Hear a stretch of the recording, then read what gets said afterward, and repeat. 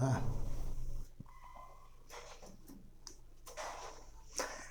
नमस्कार दोस्तों, आप सभी का फिर से एक बार स्वागत है हमारे YouTube चैनल तारा नारायण जीएस एकेडमी में।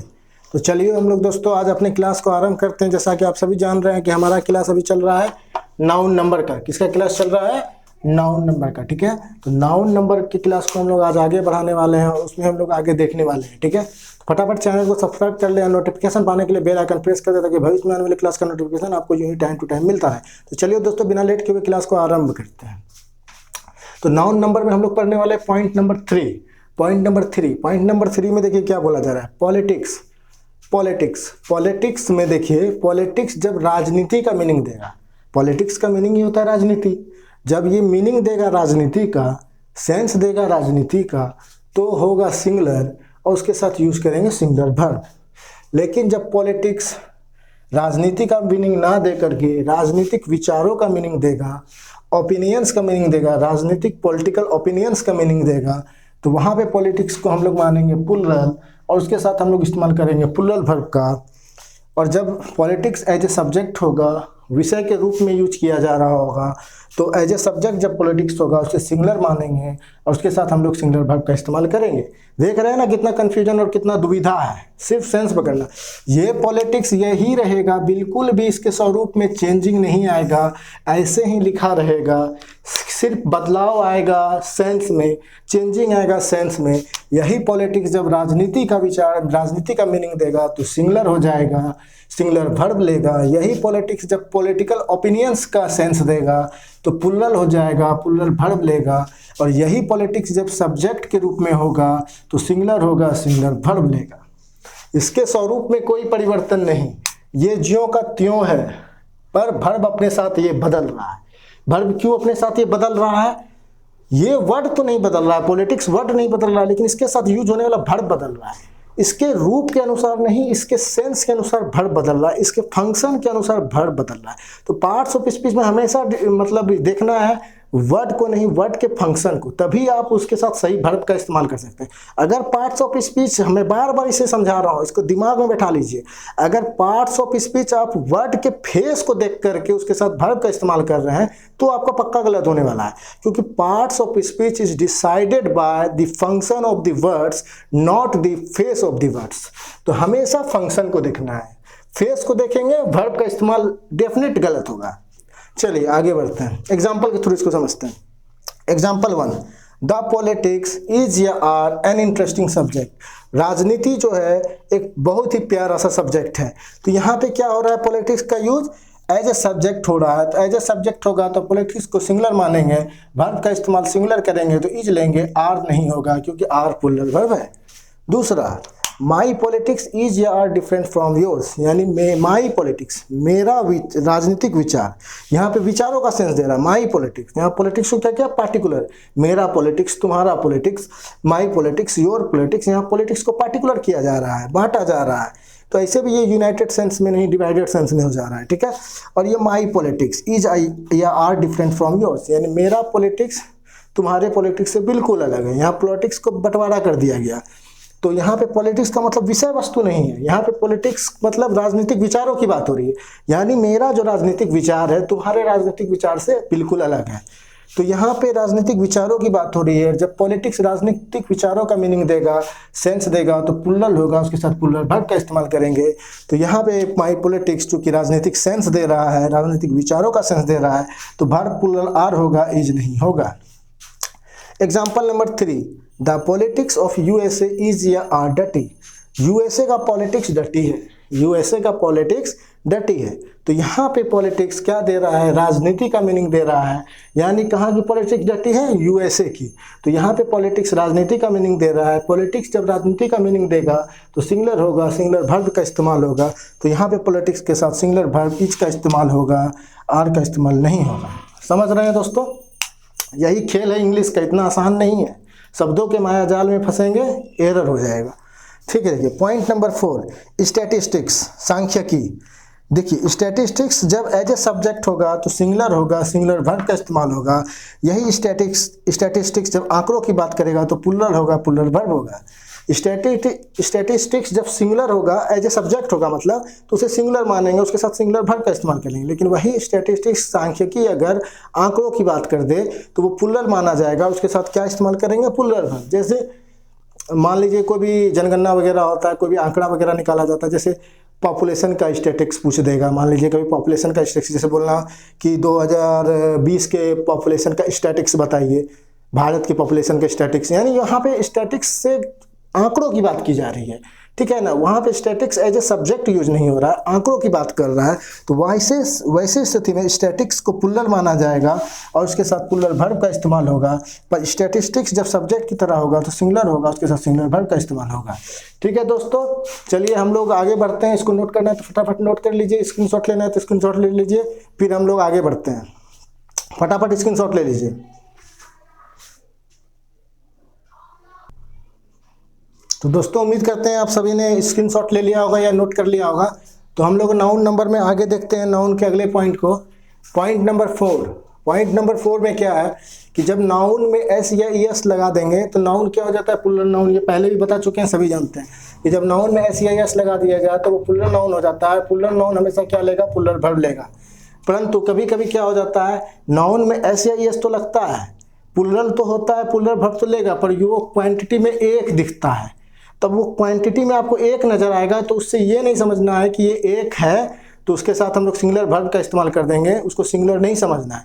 भले ही क्वांटिटी में वो एक दिखे, plural sense they, plural verb का इस्तेमाल होगा। एग्जाम्पल से इसे बेहतर तरीके से समझते हैं। चलिए देखिए यहाँ पे सबसे इसका बेस्ट एग्जाम्पल सीसर्स। सीसर्स को क्या बोलते हैं हिंदी में, कैंची।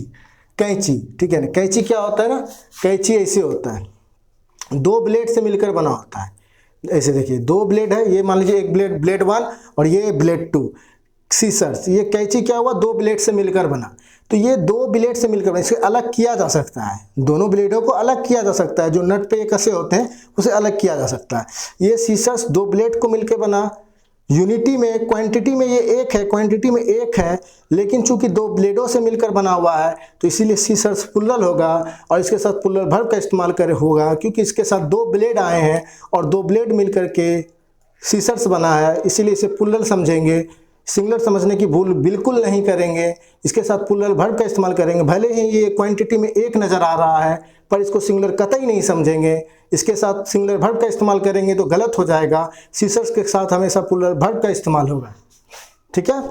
तो सीसर्स है, सीसर्स कैंची प्लुरल होता है, इसके साथ प्लुरल वर्ब का इस्तेमाल करेंगे। और सीसर्स सिंगुलर में भी यही आएगा, प्लुरल में भी यही आएगा।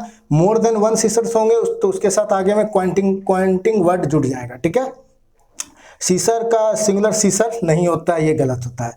अब देखें नाइफ। नाइफ का मतलब चाकू। चाकू क्या होता है, एक ब्लेड से मिलकर बना होता है। नाइफ एक ब्लेड से मिलकर बना होता है तो वो सिंगुलर हुआ। तो जब नाइफ एक ब्लेड है उसमें तो 2 ब्लेड है नहीं, तो नाइफ क्या होता है, सिंगुलर होता है। और नाइफ सिंगुलर होता है तो उसके साथ सिंगुलर वर्ब लेंगे। लेकिन नाइफ का प्लुरल नाइफ्स होता है, तो जब नाइफ को प्लुरल कर दिया जाएगा तो वो प्लुरल हो जाएगा, तब नाइफ्स के साथ प्लुरल वर्ब लेंगे, ठीक है।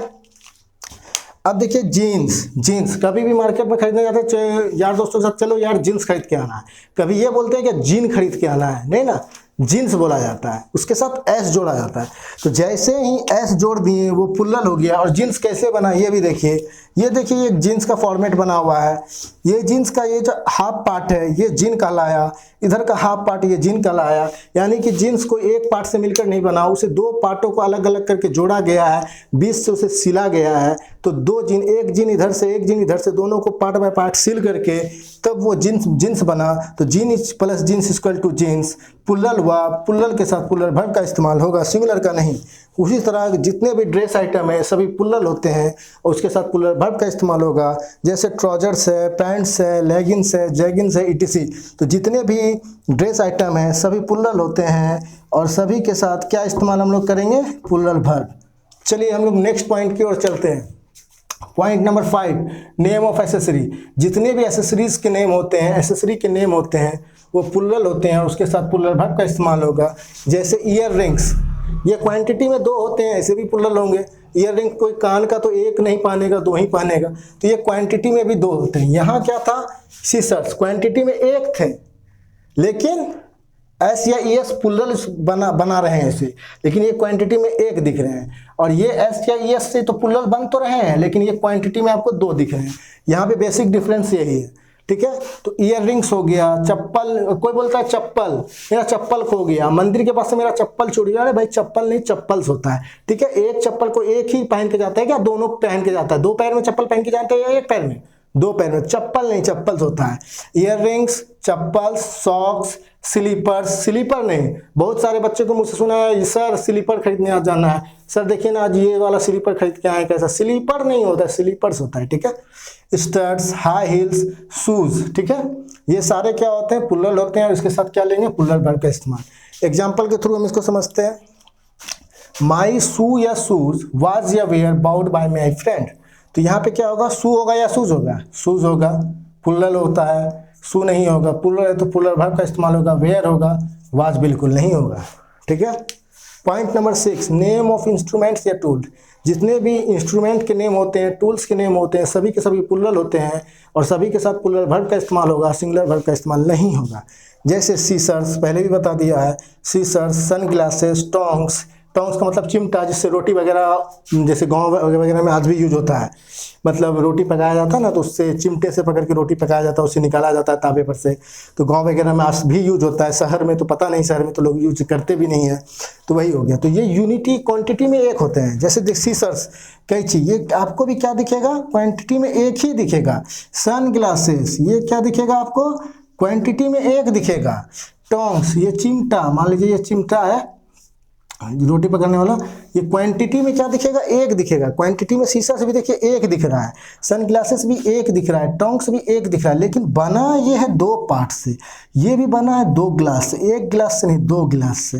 टोंग्स भी बना है 2 पार्ट में, ठीक है। इसीलिए ये प्लुरल होता है, और इसके साथ प्लुरल वर्ब का इस्तेमाल होगा, सिंगुलर वर्ब का इस्तेमाल नहीं करेंगे। क्वांटिटी नहीं देखना है, उसका पार्ट देखना है, ठीक है। हमेशा ध्यान रखेंगे।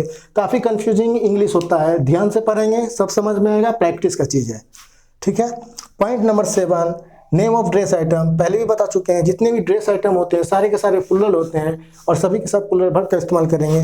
जैसे जीन नहीं होगा, जीन्स होगा, प्लुरल होगा, प्लुरल वर्ब का इस्तेमाल करेंगे। Pants, trousers, lowers, etc। ये सारे ड्रेस आइटम हैं, सारे के सारे प्लुरल होते हैं, और सारे के साथ प्लुरल वर्ब का इस्तेमाल करेंगे। अगर सिंगुलर मान के सिंगुलर वर्ब का इस्तेमाल कर देंगे तो दोस्तों गलत हो जाएगा। तो उम्मीद करता हूँ आप सभी को ये वीडियो काफ़ी पसंद आया होगा, और काफ़ी कुछ आज आपको सीखने को मिला होगा। अगर सच में आपने इस वीडियो से काफ़ी कुछ सीखा है, तो वीडियो को ज़्यादा से ज़्यादा शेयर करें, ज़्यादा से ज़्यादा दोस्तों, मित्रों, फैमिली मेम्बर्स तक शेयर करें, ताकि ज़्यादा से ज़्यादा लोग हमारे चैनल से जुड़कर अपनी जानकारी को आगे ले जा सकें। तो चलिए दोस्तों, फिर मिलते हैं हम लोग अगले क्लास में। तब तक के लिए जय हिंद, वंदे मातरम। अगले क्लास में 9 नंबर को ही हम लोग आगे करने वाले हैं। तो जल्दी जल्दी चैनल को सब्सक्राइब कर लें, नोटिफिकेशन पाने के लिए बेल आइकन प्रेस कर दें, ताकि भविष्य में आने वाले क्लास का नोटिफिकेशन आपको टाइम टू टाइम मिलता रहे। तो चलिए दोस्तों, फिर मिलते हैं अगले क्लास में। तब तक के लिए जय हिंद, वंदे मातरम।